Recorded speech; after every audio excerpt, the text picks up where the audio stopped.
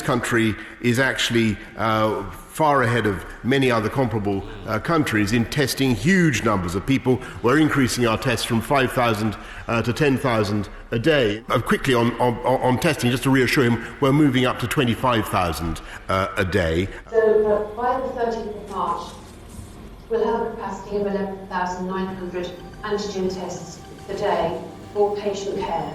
And by the 25th of April, we aim to have 25,000 tests.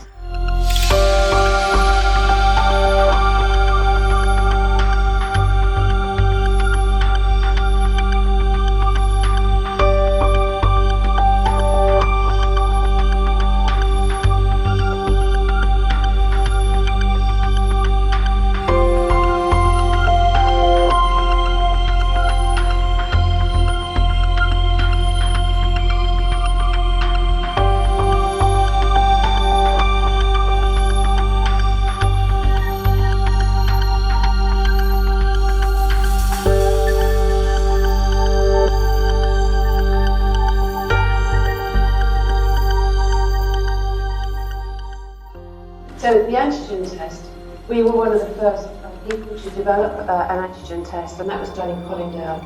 So within a very short space of weeks, we had a test that was operational, and that was to detect the antigen.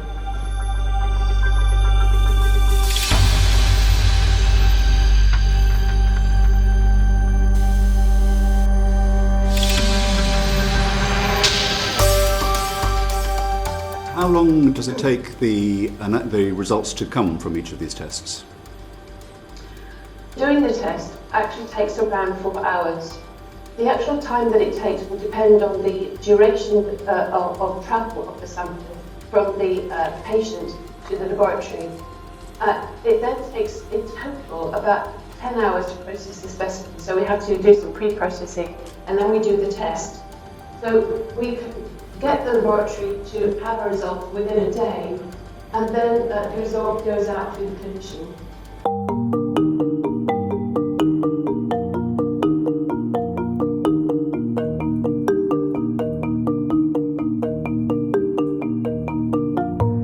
There are the tests which we will want to have, which are not yet absolutely evaluated, but are going to be critical once we've got them, that can tell someone whether they have had the virus. So this is the antibody test. You can't do that in the first few days after someone's had a fever, but after a few weeks, possibly as short as 1 week.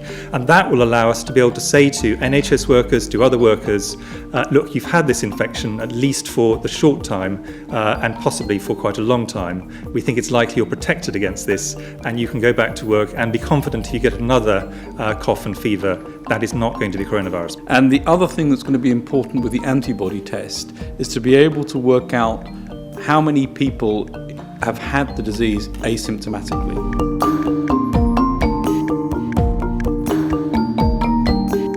Several million tests have been purchased for use.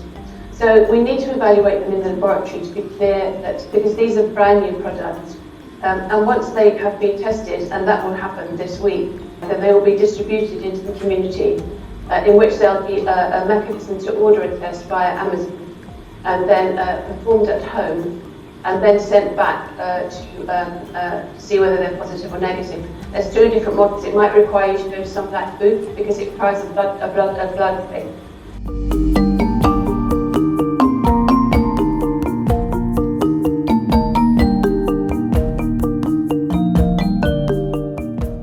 In terms of testing, I want to be really clear about what we can and can't do. We certainly have acquired for the UK a lot of tests, but I would go back to my previous answer and Patrick's previous answer. The key thing for us to do is now to evaluate, are these tests accurate enough to be used by the general public?